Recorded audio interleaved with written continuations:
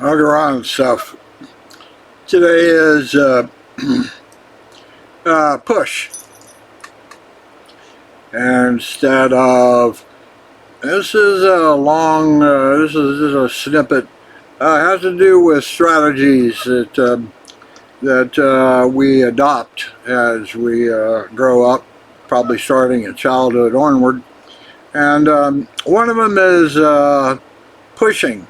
It all has to do with strategies and problem solving. And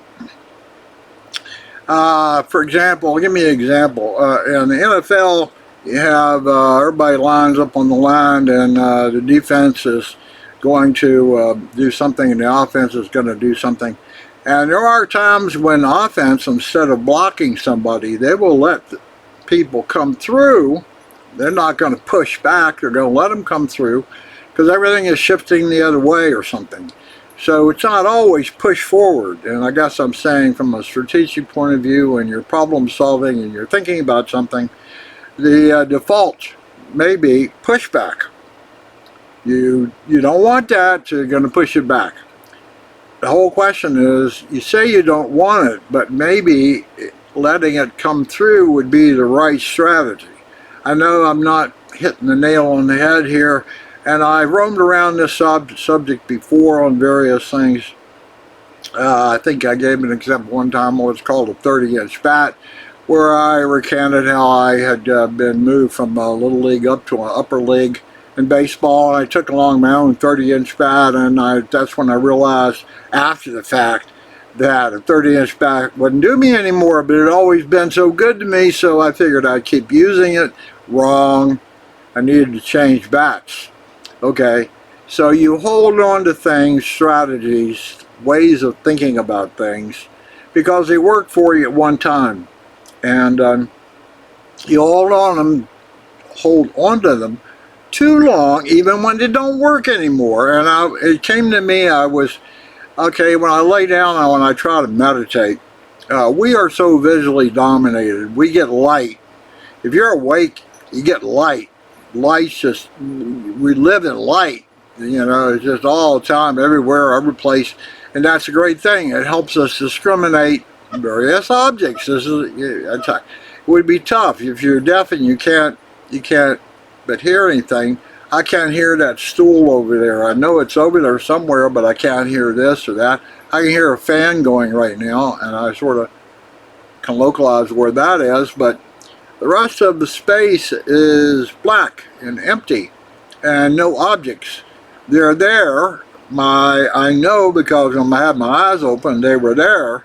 But, okay, so when I try to meditate, I lay down, I close my eyes, and yet all I have, it seems like my mind is full of light. It's not totally dark.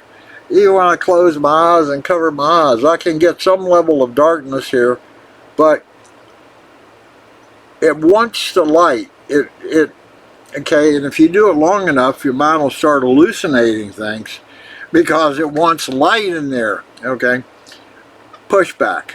It's the same kind of odd strategy and methodology. There are times when people are told something and they immediately push back on it. No, that's not true, because they believe it not to be true, even though there's a little teeny glimmer inside that, but pushback is the default. When anything suggested to you, pushback. If this doesn't work or that doesn't work, you push back. You might push back and say, well, I can't do it. I can't do it. Push back as opposed to let that guy come, or let that defensive player come around. I won't block him. I might give him a shove, but I'm not really going to block him because I'm going to go shoving off to the left or the right. In football, it's pretty obvious. Not every time are you blocking somebody or are you fully stopping them. You're allowing them to go around. The same strategy on some problems. Don't just automatically try to block it. Maybe a thought will come up, and you'll just, instead of probing that thought or idea, you block it. that's a dead end. I don't need to go there. I don't even need to waste my time on that. I'm going to block that whole avenue. Maybe that's wrong. Maybe you should explore a little bit. I've been watching some stuff from my MIT professor about artificial intelligence, and I hate to use the word search tree because that's so primitive. I'm sure it's wrong, and when it comes to AI stuff, but I am familiar with search trees.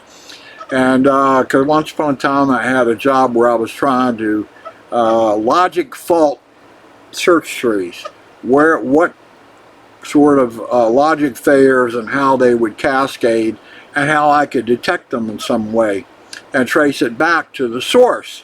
Because one logic error somewhere could branch down and give all sorts of lower, you have results at the lower end.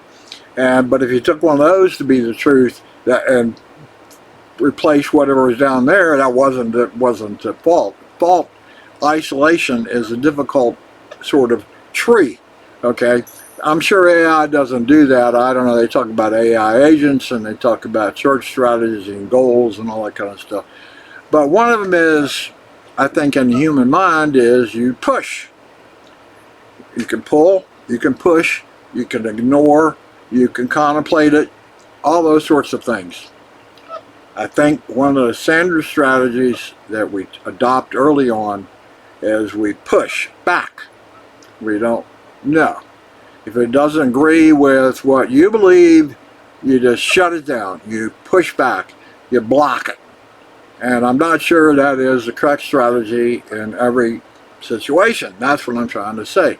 I realize that I am wrong trying to push back light that I'm trying to close out of my mind. I should let it go ahead and come on in, because it'll eventually fade away. Instead of using my mental energy to try to block the light, that is a focus. That's not what I'm trying to do. I'm trying to unfocus. I'm trying to unfocus on the reality here and let my mind be empty. But if I'm pushing back on, oh, that stupid light won't leave my head, I'm committing energy to the pushing that I should not do. Doesn't make any sense at all. It has to do with strategies, and we all have strategies that we apply. You may not call them strategies, you may call them human behavior. There's a whole raft of human behaviors that are predictable in certain situations.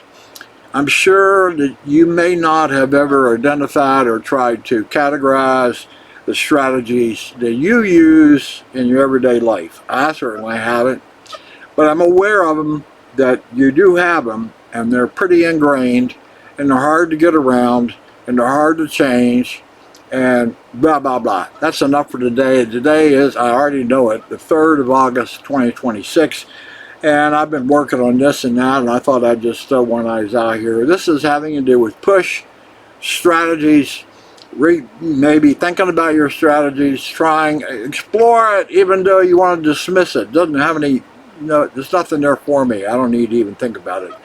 That is blocking. And don't block yourself on everything. Uncle Ron stuff, another one I'm sure that it's like pitching my voice out into the space and there's no ears anywhere. If you got to close your eyes, you shut off the light, you close your ears off, and you can shut off sound. And then you don't know anything exists. It's interesting if a blind person would not have the same discrimination that a visual person is. And it has to do with consciousness. What is consciousness? Are we conscious? I'm certainly conscious at some visual level, because I can discriminate 1,000 different things. I can look out and just a myriad of objects, all having characteristics and attributes, and I developed over a period of time a discriminatory, I can recognize all those things. If I close my eyes, I haven't trained my auditory to be able to recognize what a 2 before is, or where it is, or what its characteristics are. I don't have that same thing. Having to do with consciousness. Consciousness has a light aspect to it. Enough for today. Blah, blah, blah. Uncle Ron and stuff. That's it. I hope it I don't never know. I just blabber, blabber, blabber.